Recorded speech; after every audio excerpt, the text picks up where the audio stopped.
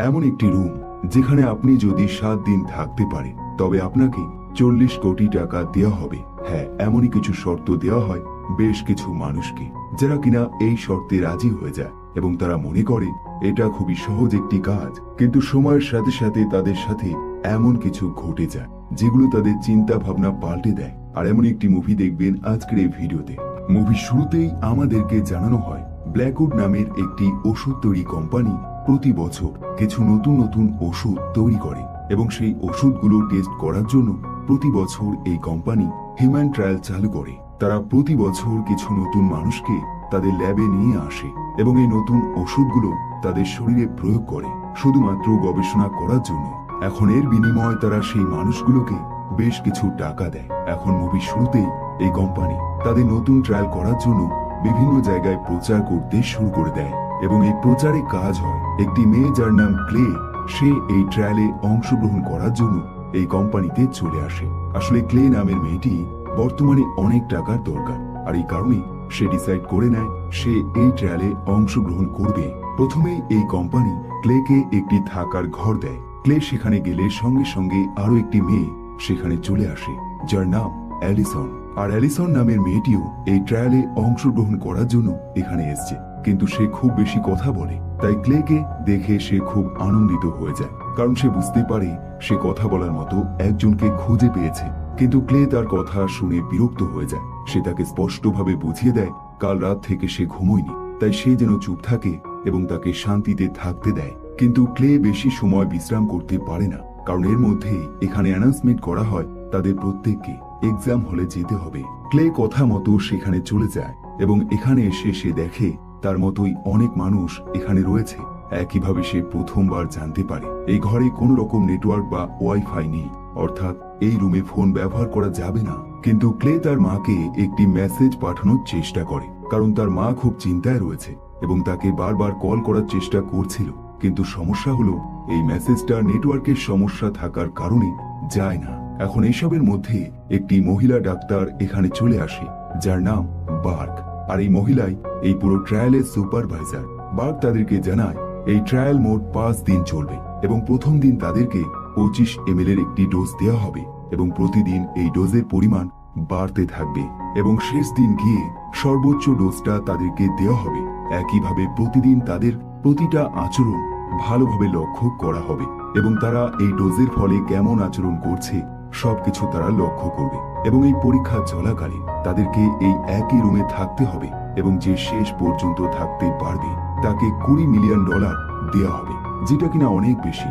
এখন এদের প্রত্যেককে প্রথম ডোজ দেওয়া হয়। ক্লে হাতে মেডিসিনটা নিয়ে বেশ কিছুক্ষণ চিন্তা করে এবং তারপর সেও এটা খেয়ে নেয়। আসলে এখানে থাকা প্রত্যেকটা ছেলে এবং মেয়ে গরিব ফ্যামিলির সন্তান। তাদের প্রত্যেকেরই টাকার দরকার। কেউ টাকা নিয়ে পড়াশোনা করতে চায়, আবার কেউ স্বপ্ন পূরণ করতে চায়, আর কেউ তার ধার দেনা শোধ করতে চায়। আর এই সুযোগটাই এই কোম্পানি নিয়েছে, যার ফলে এরা প্রত্যেকে এই ট্রায়ালের জন্য রাজি হয়ে গেছে। এখন এর মধ্যে একটি ছেলে এমন থাকে যে কিনা ক্লেকে জানায় সে আগেও এই কাজ করেছে এবং এই কোম্পানির কাছ থেকে সে অনেক টাকা ইনকাম করেছে। কিন্তু ক্লে জানিয়ে দেয় সে প্রথমবার এখানে এসছে। এখন এভাবেই বেশ কিছু সময় কেটে যায় এবং একজন নার্স এদের প্রত্যেককে বিভিন্ন রকম প্রশ্ন করে, যেমন তাদের মাথা ঘুরছে কিনা, পেট ব্যথা করছে কিনা, বমি বমি পাচ্ছে কিনা এবং একইভাবে নিঃশ্বাস নিতে সমস্যা হচ্ছে কিনা। ক্লের কোনো রকম সমস্যা হয় না, কিন্তু তার সমস্যা হয় অ্যালিসনের কথা শুনে, কারণ সে কন্টিনিউ বকবক করে যায়, যেটা ক্লেকে ঘুমোতে দেয় না। তাই সে চিৎকার করে তাকে থামানোর চেষ্টা করে, কিন্তু এমনটা করতে গিয়ে তার বমি চলে আসে। তাই সে সঙ্গে সঙ্গে ছুটে টয়লেটে চলে যায় এবং নিজেকে ফ্রেশ করে পুনরায় ফিরে আসে। কিন্তু মাঝ রাস্তায় তার দেখা হয় আমির নামের একটি ছেলের সাথে। আমির তাকে জানায় তারও ঠিক এমনই অবস্থা হয়ে গেছে, তারও বারবার বমি হচ্ছে। ক্লে এখানে জানতে পারে আমির একজন মেডিকেল স্টুডেন্ট এবং সে এখানে ইন্টার্নশিপ নেওয়ার জন্য অ্যাপ্লাই করেছিল। এখন এই সব আলোচনা শেষ হলে এরা যার যার রুমে চলে যায় এবং ঘুমানোর চেষ্টা করে, কিন্তু ক্লের ঘুম আসে না। তার মাথায় বিভিন্ন রকম চিন্তা ঘটতে থাকে এবং সে অদ্ভুত কিছু স্বপ্ন দেখতে শুরু করে দেয়। একটা সময় তার ঘুমটা ভেঙে যায় এবং সে নিজেকে রিল্যাক্স করার জন্য চারপাশটা ঘুরতে শুরু করে দেয়। সে লক্ষ্য করে কোনো ঘরেই মানুষ নেই। সে আস্তে আস্তে সামনের দিকে এগোতে শুরু করে এবং একটা ঘর সে খুঁজে পায় যার বাইরের গেটটা খোলা রয়েছে। সে সেখানে প্রবেশ করে এবং দেখতে পায় প্রত্যেকটা ঘরের মেম্বার যারা কিনা তার মতোই এই ট্রায়ালে অংশগ্রহণ করেছে তারা এই রুমে গল্প করছে। আসলে এই মানুষগুলো রাতে ঘুমোতে পারেনি, তারা এখানে চলে এসেছে। এখন ক্লে এদের সাথে যোগ দেয় এবং একটা সময় সকাল হয়ে যায়। ডক্টর বার্গ আরো একবার এদের সাথে দেখা করে এবং সে যখন জানতে পারে এদের ঘুম নিয়ে সমস্যা হয়েছে তখন সে বেশ অবাক হয়ে যায়। আসলে সেও এই ব্যাপারে কিছুই জানে না, সে শুধুমাত্র এই দায়িত্বে আছে যে এই ওষুধগুলো তাদেরকে সঠিক টাইমে দিতে হবে। কিন্তু এই ওষুধের সাইড এফেক্ট সম্বন্ধে সে কিছুই জানে না। সে তাদেরকে জানিয়ে দেয় রাতে ঘুম না আসাটা একটি স্বাভাবিক বিষয়, কিন্তু এতে তাদের টেস্ট বন্ধ করলে হবে না, বরং কন্টিনিউ তাদের এই পরীক্ষা চালিয়ে যেতে হবে। এরপর এই প্রত্যেকটা মেম্বার নিজেকে ব্যস্ত রাখার জন্য বিভিন্ন রকম কাজ করতে শুরু করে দেয়, কিন্তু এর মধ্যে তাদের শরীরটা খুবই দুর্বল থাকে, কারণ তারা অনেক সময় ধরে না ঘুমিয়ে রয়েছে। এখন সমস্যা হলো দুর্বল শরীরে তাদের ঘুম আসে না, যার ফলে অ্যালিসন এবং ক্লে একে অপরের সাথে গল্প করতে শুরু করে দেয়। আর এই কথাবার্তার মধ্যে ক্লে জানতে পারে অ্যালিসন নামের মেয়েটি ড্রয়িং খুব সুন্দরভাবে করে এবং এটা তার পছন্দের একটা জিনিস।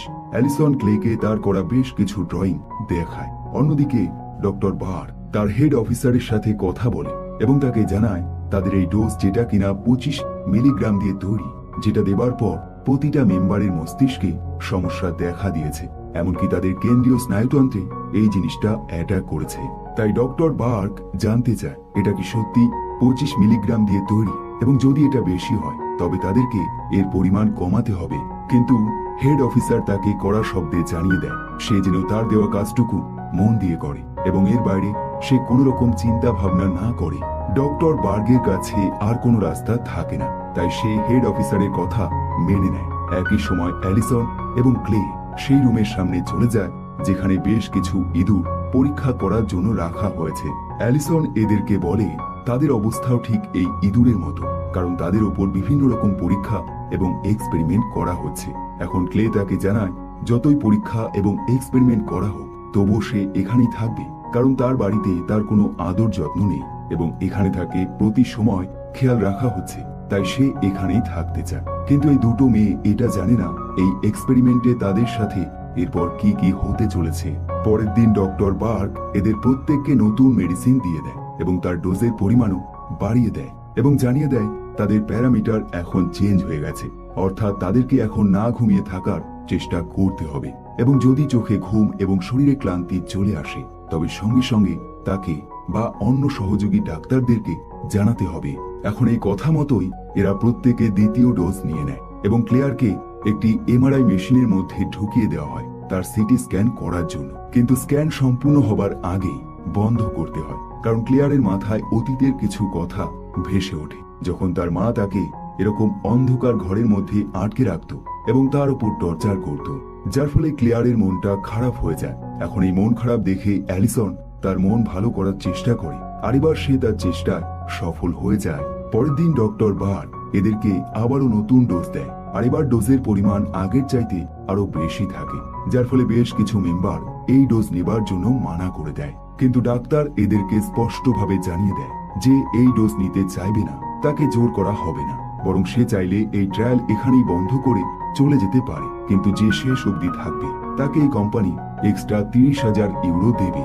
এখন এই কথা শুনে প্রত্যেকের মুখে হাসি চলে আসে এবং তারা এই ডোজ নিয়ে নেয়। কিন্তু এদের মধ্যে দুজন থাকে যে কিনা এই ডোজ নিতে চায় না, আর সেই দুজন হলো আমির এবং ক্লেয়ার। এদের মনে একটা জিনিসই চলতে থাকে, এই কোম্পানি টাকা দিয়ে তাদেরকে যা খুশি করাতে চাইছে, যেটা মোটেও ভালো জিনিস হবে না। কিন্তু অ্যালিসন এদের দুজনকে কোন রকমে রাজি করিয়ে ফেলে এবং তাদেরকেও এই ডোজ দিয়ে দেয়। এখন এরপর এরা প্রত্যেকে পার্টিতে ডান্স করতে শুরু করে দেয় এবং নিজেদেরকে কোন রকমে জাগিয়ে রাখে যাতে তারা ডক্টরের কথা মতো কাজ করতে পারে। কিন্তু এরা কেউ জানে না শুধুমাত্র টাকার জন্য তারা নিজেদের কতটা ক্ষতি করছে। এখন এর মধ্যে ডাক্তার এদের পর্যবেক্ষণ করলে জানতে পারে এদের ইমিউন সিস্টেম সম্পূর্ণ নষ্ট হয়ে গেছে, অর্থাৎ তাদের রোগ প্রতিরোধ ক্ষমতা আর নেই। তাই সে এই ব্যাপারে আরো একবার হেড অফিসারের সাথে কথা বলে, কিন্তু সেখান থেকে সেই একই রকম উত্তর আসে সে যেন তার কাজগুলো মন দিয়ে করে এবং এর বাইরে কোন রকম চিন্তা ভাবনা না করে। এখন রাত গভীর হলে এরা আলোচনা করতে শুরু করে দেয় তারা এই টাকা দিয়ে তাদের কোন স্বপ্নটা পূরণ করবে। এদের মধ্যে কেউ থাকে যে কিনা টাকা দিয়ে একটি নতুন বাড়ি কিনতে চায়, এবং কেউ থাকে এই টাকা দিয়ে বিদেশ ভ্রমণ করতে চায়। কিন্তু অ্যালিসন জানায় সে এই টাকা দিয়ে পড়াশোনা কমপ্লিট করতে চায়। এখন এই আলোচনার মধ্যে আমির নামে সেই ছেলেটি থাকে না, কারণ ইতিমধ্যে তার মাথায় সন্দেহ ঢুকে গেছে। সে বুঝতে পেরেছে এই কোম্পানি তাদেরকে দিয়ে কোনো খারাপ কাজ করাচ্ছে, তাই সে তদন্ত করতে শুরু করে দেয়। সে সবার প্রথমে ডক্টর বার্কের রুমে যায় এবং সেখানে থাকা কম্পিউটারে তার একটি পেন ড্রাইভ ঢুকিয়ে দেয় এবং সব রকম ডেটা সেখানে স্টোর করতে শুরু করে দেয়। কিন্তু এমনটা করতে গিয়ে সে প্রথমবার জানতে পারে তারা যে ডোজগুলো নিচ্ছে সেগুলো তাদের ব্রেন ড্যামেজ করে দিচ্ছে। এমনকি তারা যদি ঘুমিয়ে পড়ে তবে সঙ্গে সঙ্গে তাদের মৃত্যু হয়ে যাবে, আর এই কারণেই ডাক্তার তাদেরকে ঘুমোতে মানা করেছে। অন্যদিকে আলোচনা করতে করতে অ্যালিসন নামের মেয়েটি ঘুমিয়ে পড়ে। ক্লেয়ার তার কাছে যায় এবং তাকে জাগানোর চেষ্টা করে, কিন্তু সে ব্যর্থ হয়ে যায় এবং একইভাবে অ্যালিসনের চোখ এবং মুখ দিয়ে রক্ত বেরোতে শুরু হয়ে যায় এবং হঠাৎই তার পুরো শরীর কাঁপতে শুরু করে। আসলে ঘুমানোর কারণে তার সম্পূর্ণ ব্রেন ড্যামেজ হয়ে গেছে এবং একটা সময় সে সেখানেই মরে যায়। এখন এইসব দেখে প্রত্যেকটা মেম্বার ভয় কাঁপতে শুরু করে এবং তাদের ভয় আরো বেড়ে যায় যখন পুরো রুমে এমার্জেন্সি লাইট জ্বলতে শুরু হয়ে যায়, যার অর্থ হলো এই ঘরটা সম্পূর্ণ লক হয়ে যাবে। তাই ডাক্তার এখান থেকে ছুটে পালানোর চেষ্টা করে এবং বাকিরা তাকে ফলো করে এগিয়ে যায়। কিন্তু একটা মানুষও এই রুম থেকে বের হতে পারে না। এমনকি ডাক্তার যে কিনা বের হবার চেষ্টা করে সে দরজার চাপে সেখানেই মরে যায় এবং তার মৃত্যুর আগে সে শুধুমাত্র এদেরকে একটা কথাই বলে যায়, আর সেটা হলো সরি। আসলে এই এমার্জেন্সি লাইট এবং দরজা বন্ধ হওয়ার পিছনে একটাই কারণ, আর সেটা হলো আমির সেই পেন ড্রাইভ এখানকার সিস্টেমে প্রবেশ করিয়েছিল এবং সেখানকার সমস্ত ডেটা কপি করেছে, যার কারণে এই জিনিসটা হয়েছে। এবং এরকম অবস্থা টানা 24 ঘন্টা থাকবে, যার ফলে প্রত্যেকে বেশ আতঙ্কে পড়ে যায়। এখন এর মধ্যে আমির প্রত্যেককে জানিয়ে দেয় যে এই কোম্পানি তাদের সাথে কি কি করছে এবং কিভাবে তাদের ব্রেন ড্যামেজ হয়ে যাচ্ছে। এমনকি তারা যদি ঘুমিয়ে পড়ে তবে তারা সঙ্গে সঙ্গে মরে যাবে, যেমনটা অ্যালিসনের সাথে হয়েছে। এখন আমির তাদেরকে ঘুমোতে মানা করে এবং বোঝায় তাদের এই রুম 24 ঘন্টার জন্য লক হয়ে গেছে ঠিকই, কিন্তু এটাকে পুনরায় ঠিক করা যাবে, তাই তাদেরকে যে করেই হোক না ঘুমিয়ে থাকতে হবে। আমির তাদেরকে আরো জানায় এই জিনিসটা করা খুবই কঠিন, কিন্তু তারা যদি কোনো কিছু না খায় এবং খালি পেটে থাকে এবং শুধুমাত্র লবণের গন্ধ কন্টিনিউ নিতে থাকে তবে তাদের ঘুম আসবে না। কিন্তু এটা তারা তখনই ব্যবহার করবে যখন চোখে ঘুম চলে আসবে, কারণ এই রুমে খুব বেশি লবণ নেই। এরপর এরা প্রত্যেকে লবণের ছোট ছোট প্যাকেটগুলো নিজেদের মধ্যে ভাগ করে নেয়। আমির তাদেরকে বলে যদি দরজা একবার খুলে যায় তবে আমরা এখান থেকে স্বাধীন হয়ে যাব এবং সুস্থভাবে এখান থেকে বের হতে পারবো। এখন এই রুমে থাকা প্রত্যেকটা মানুষই এই লবণ ব্যবহার করতে শুরু করে দেয়, কারণ তারা 100 ঘন্টা ধরে না ঘুমিয়ে রয়েছে এবং তাদের চোখে এখন ঘুম চলে এসছে। এখন এসবের মধ্যে পল নামের একটি ছেলে বেশ ভাবুক হয়ে যায়, তাই সে এই প্রতিটা জিনিস ক্যামেরার সাহায্যে ভিডিও রেকর্ড করতে শুরু করে দেয়, কারণ তার বিশ্বাস তারা এখানে মরে যাবে এবং সে চায় তাদের জীবনের শেষ সময়টুকু এভাবেই ক্যামেরার সাহায্যে রেকর্ড করতে। অন্যদিকে আমির মনে করে তারা যদি এখান থেকে সেই মেডিসিন আর না নেয় তবে তাদের ব্রেন আর ড্যামেজ হবে না, কিন্তু তার ধারণা ভুল হয়ে যায়। যখন সে ক্লেয়ারের ব্রেন স্ক্যান করে সে লক্ষ্য করে তার ব্রেন প্রায় নষ্ট হয়ে এসেছে, কিন্তু আমির এই ব্যাপারে কাউকে জানায় না। এখন ক্লেয়ার সময়ের সাথে সাথে খুব বেশি দুর্বল হয়ে যায়, সে এখন হাঁটতে গিয়েও ভালোভাবে হাঁটতে পারে না। একইভাবে তার মায়ের কথা মনে পড়ে যায়, তাই সে নিজের একটি ভিডিও রেকর্ড করে এবং সেটা তার মায়ের কাছে পাঠিয়ে দেয়, যে কিনা বর্তমানে একটি হসপিটালে ভর্তি রয়েছে, কারণ তার লিভারের সমস্যা দেখা দিয়েছে।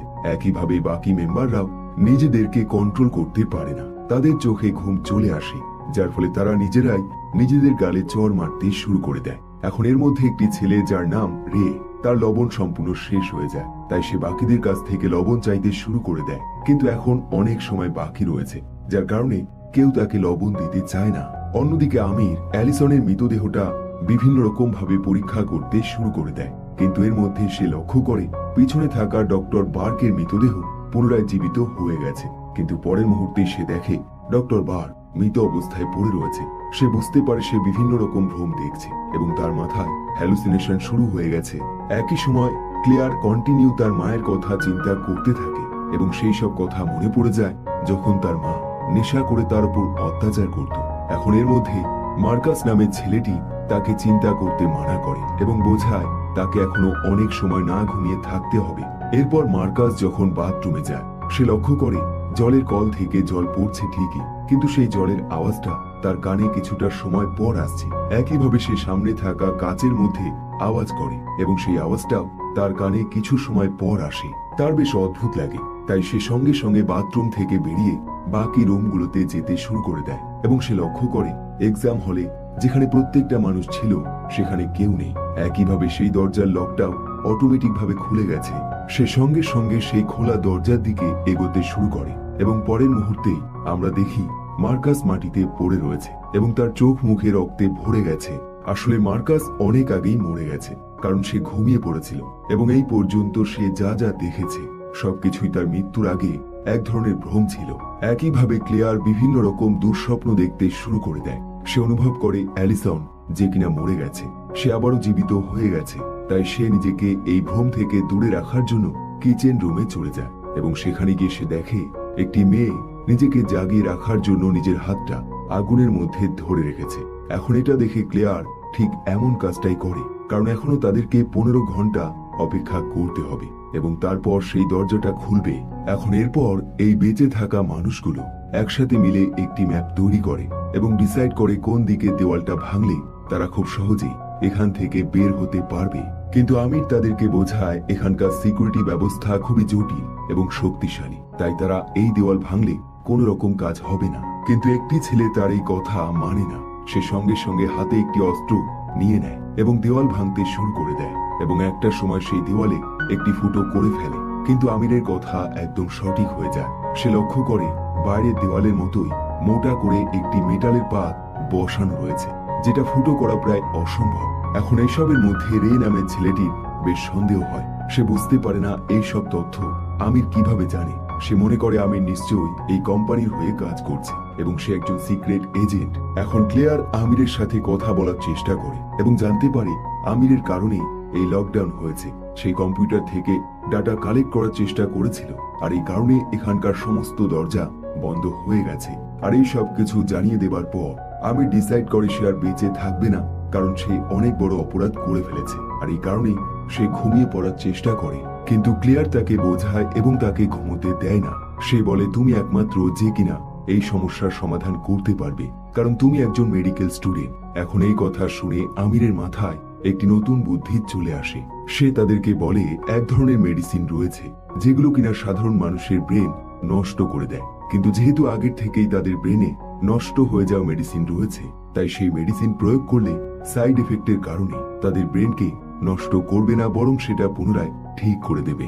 এখন আমির সঙ্গে সঙ্গে এই মেডিসিন নিয়ে কাজ করতে শুরু করে দেয়। কিন্তু একটা সময় এই রুমে ইলেকট্রিসিটি চলে যায়। প্রত্যেকে তাদের ফোনের ফ্ল্যাশ লাইট অন করে কাজ করতে শুরু করে দেয়, কিন্তু এই আলো যথেষ্ট হয় না, যার ফলে প্রত্যেকটা মানুষ বিভিন্ন রকম ভ্রম দেখতে শুরু করে দেয়। আর এর মধ্যে ক্লেয়ার লক্ষ্য করে তার সামনে মৃত অ্যালিসন বসে রয়েছে। যদিও এটা ভুল ধারণা, কিন্তু এক মুহূর্তের জন্য সে বেশ ভয় পেয়ে যায়।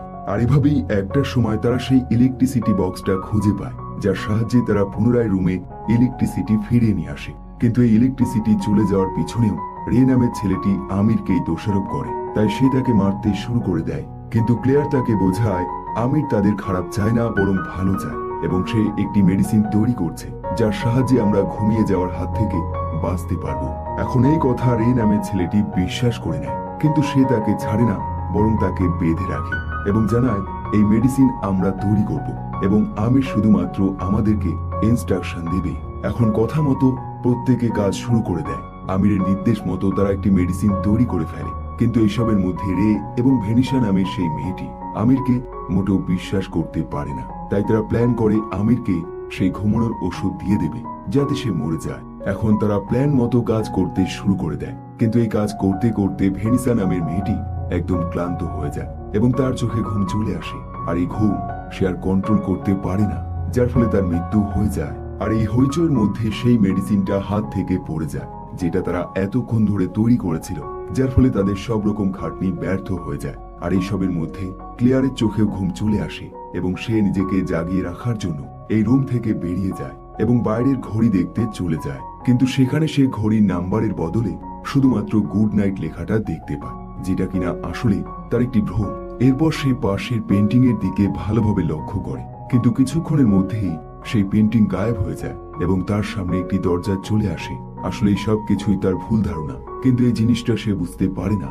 এবং একটা সময় তার চোখে এতটাই ঘুম চলে আসে, সে আর দাঁড়িয়ে থাকতে পারে না, বরং নিচে পড়ে যায়। কিন্তু সে ঘুমিয়ে পড়বে তার আগে লবণের সেই প্যাকেটটা আরো একবার তার নাকের কাছে ধরে, এবং এমনটা করাতে তার ঘুম আরো একবার চলে যায়। কিন্তু তার শরীরে ক্লান্তি মোটেও যায় না। এর মধ্যে ক্লিয়ার লক্ষ্য করে তার পাশে দেওয়ালের ওপাশ দিয়ে কিছু একটা আওয়াজ ভেসে আসছে। সে ভালোভাবে আওয়াজটা লক্ষ্য করে এবং বুঝতে পারে ওপাশে একটি ঘর রয়েছে যেখানে মৃতদেহ রাখা হয়, এবং সে বুঝতে পারে এই ঘর দিয়ে তারা খুব সহজেই পালাতে পারবে। তাই সে সবার প্রথমে পলকে জানায় এবং পলের সাহায্য নিয়ে সেই দেওয়ালটা ভেঙে ফেলে এবং দেখতে পায় দেওয়ালের ওপাশে একটি এলিভেটর রয়েছে, এবং তারা শিওর হয়ে যায় এখান থেকে তারা বের হতে পারবে। ক্লিয়ার ডিসাইড করে সবাইকে এই ব্যাপারে জানিয়ে দেবে, কিন্তু পল তাকে বোঝায় তাদের উচিত কাউকেই এই ব্যাপারে না জানানো এবং চুপচাপ এখান থেকে বেরিয়ে যাওয়া, কারণ এমনটা করলে তারা খুব সুন্দরভাবে পালাতে পারবে।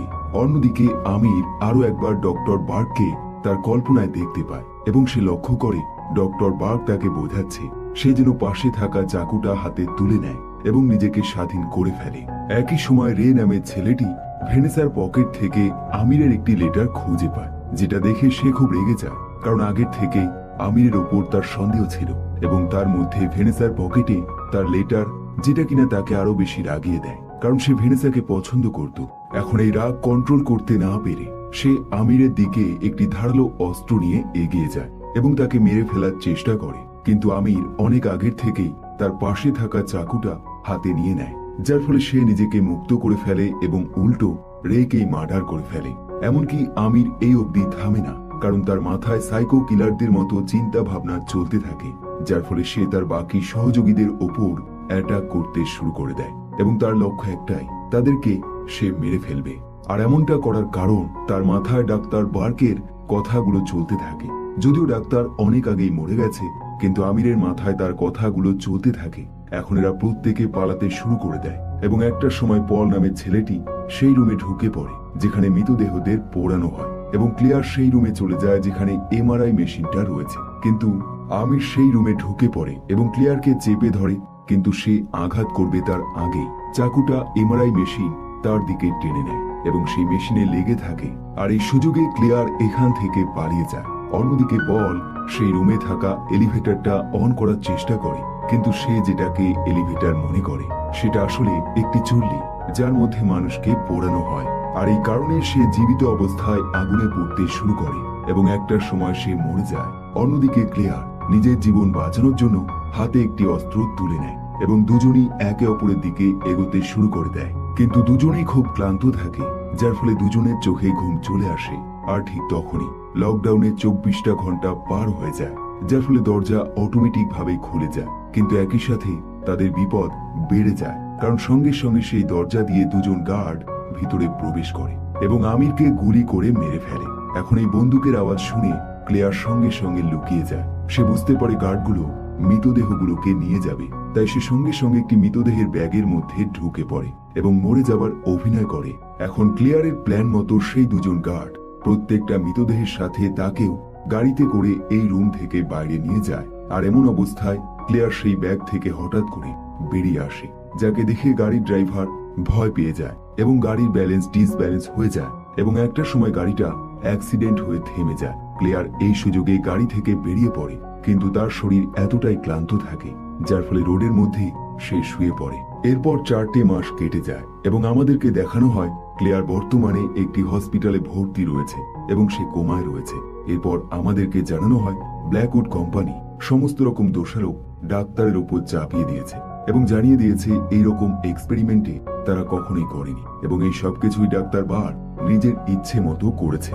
আসলে ব্ল্যাকউড কোম্পানি খুবই নামকরা একটি মেডিসিন কোম্পানি, তাই টাকার জোরে সে খুব সহজেই এই মিথ্যে কথাটা সত্যি প্রমাণ করে ফেলে। কিন্তু পরের মুহূর্তেই আমরা দেখি ক্লিয়ার কোমা থেকে ফিরে এসছে, অর্থাৎ এই ব্ল্যাকউড কোম্পানি খুব বেশি দিন চলবে না, কারণ ক্লিয়ার সবকিছু ভালোভাবে জানে। আর এই মুভিটা এখানেই শেষ হয়ে যায়। কমেন্ট করে জানাতে পারেন এই ভিডিওটি আপনার কেমন লাগলো। সবশেষে ধন্যবাদ আপনাকে ভিডিওটি শেষ পর্যন্ত দেখার জন্য। আবার দেখা হবে নতুন একটি ভিডিওর সাথে।